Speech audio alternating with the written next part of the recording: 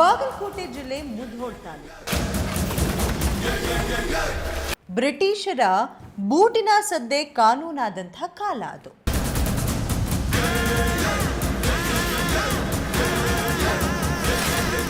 ಆದರೆ ಹಲಗಲ್ಲಿ ವೀರರು ಬಗ್ಗುವಂಥ ಜನ ಆಗೇ ಇರಲಿಲ್ಲ. ಬಿಲ್ಲು ಬಾಣ, ಈಟಿ, ಕತ್ತಿ ಏನಿದೆ ಅದೇ ಅವರ ಜೀವ ಪ್ಲಸ್ ಜೀವನ ಆಗಿತ್ತು.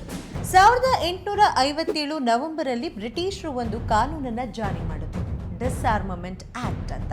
ಅದರ ಪ್ರಕಾರ ಭಾರತೀಯರ ಕೈಯಲ್ಲಿ ಯಾವುದೇ ಆಯುಧ ಇರಬಾರ್ದು, ಆಯುಧಗಳನ್ನ ಕಿತ್ಕೊಂಡ್ರೆ ಅವರು ನಮ್ಮ ಗುಲಾಮರಾಗ್ಬಿಡ್ತಾರೆ ಅಂತ ಬ್ರಿಟಿಷರು ಅನ್ಕೊಂಡಿದ್ರು. ಆದ್ರೆ ಹಲಗಲ್ಲಿ ಬೇಡರಿಗೆ ಇದು ಒಪ್ಪಿಗೆಯಾಗಲಿಲ್ಲ. ಜಡಗಪ್ಪ, ಬಾಲಪ್ಪ, ಹಣಮಪ್ಪ, ರಾಮಪ್ಪ, ಹನುಮವ್ವ, ಲಘುಮವ್ವ, ರಾಮವ್ವ ಇವರೆಲ್ಲ ಮುಂದೆ ನಿಂತರು. ಜೊತೆಗೆ ಸೇರ್ಕೊಂಡ ಒಬ್ಬ ಮರಾಠ ಸೈನಿಕ ನಿಂಬಾಳ್ಕರ್. ಬ್ರಿಟಿಷರು ಸಂಧಾನಕ್ಕೆ ಜನನಾಯಕರನ್ನ ಕಳಿಸಿದ್ರು. ಆದ್ರೆ ಹಲಗಲ್ಲಿ ಬೇಡರ ಉತ್ತರ ಸ್ಪಷ್ಟವಾಗಿತ್ತು, ಏನೇ ಬರ್ಲಿ ಎದುರಿಸ್ತೀವಿ, ಆದ್ರೆ ಆಯುಧ ಮಾತ್ರ ಕೊಡಲ್ಲ. ಸಂಧಾನ ಮುರಿದು ಬಿತ್ತು, ಯುದ್ಧ ಅನಿವಾರ್ಯವಾಯಿತು. ಬೆಳಗಾವಿ ಮ್ಯಾಜಿಸ್ಟ್ರೇಟ್ ಜೆ.ಬಿ. ಸಚ್ಚನ್ಕರ್ ದಂಡು ಕಟ್ಟಿ ಹಲಗಲ್ಲಿ ಮೇಲೆ ಎರಗಿದ.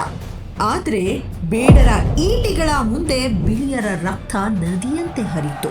ಒಬ್ಬ ಸೋತ, ಇನ್ನೊಬ್ಬ ಬಂದ.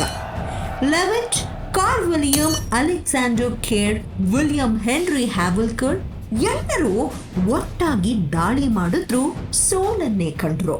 ಕೊನೆಗೆ ಬಂದ ದಕ್ಷಿಣ ಮರಾಠ ವಿಭಾಗದ ಕಮಾಂಡರ್ ಕೆ. ಮಾಲ್ಕಮ್ 1857 ನವೆಂಬರ್ 29 ಬೃಹತ್ ಸೈನ್ಯದೊಂದಿಗೆ ಹಲಗಲ್ಲಿ ಮೇಲೆ ಆಕ್ರಮಣ ಮಾಡಿದ. ಹಲಗಲ್ಲಿ ಈಗ ರಣರಂಗ. ಆರಂಭದಲ್ಲಿ ಬೇಡರ ಶೌರ್ಯದ ಮುಂದೆ ಬ್ರಿಟಿಷರ ಸೈನ್ಯವೇ ತತ್ತರಿಸಿತು. ಆದ್ರೆ ವಿಧಿಯ ಆಟ ಬೇರೆನೇ ಇತ್ತು. ಯಾರೋ ಕುತಂತ್ರಿಗಳು ಬೇಡರ ಮದ್ದು ಗುಂಡುಗಳನ್ನ ನಿಷ್ಕ್ರಿಯಗೊಳಿಸ್ಬಿಟ್ಟಿದ್ರು. ಆಯುಧ ಇಲ್ಲದ ಮತ್ತು ಕೆಲಸ ಮಾಡದ ಆ ಕ್ಷಣದಲ್ಲಿ ವೀರರ ಬಲ ಕುಕ್ಕತೊಡಗಿತು. ಈಗ ಶುರುವಾಯಿತು ಬ್ರಿಟಿಷರ ನಿಜವಾದ ಕ್ರೌರ್ಯ. ಮನುಷ್ಯತ್ವ ಮರೆತು ಸಿಕ್ಕವರನ್ನ ಕೊಚ್ಚಿ ಹಾಕಿದ್ರು, ಮನೆಗಳಿಗೆ ಬೆಂಕಿ ಇಟ್ರು. ಇಡೀ ಊರೇ ಸ್ಮಶಾನವಾಯಿತು.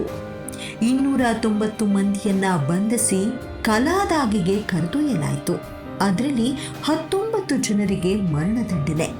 1857 ಡಿಸೆಂಬರ್ 11 ಜಡಗಪ್ಪ, ಬಾಲಪ್ಪ ಸೇರಿ 13 ಮಂದಿ ವೀರರನ್ನ ಮುಧೋಳದ ಜನನಿಬಿಡ ರಸ್ತೆಯಲ್ಲಿ ನೇಣಿಗೇರಿಸಲಾಯಿತು.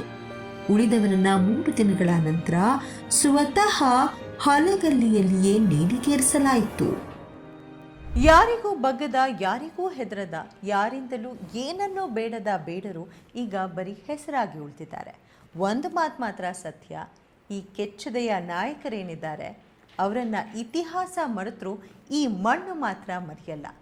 ಇಂಥ ಮಣ್ಣಿನ ಮಹಾತ್ಮರಿಗೆ ನಮದೊಂದು ಸಲಾಂ.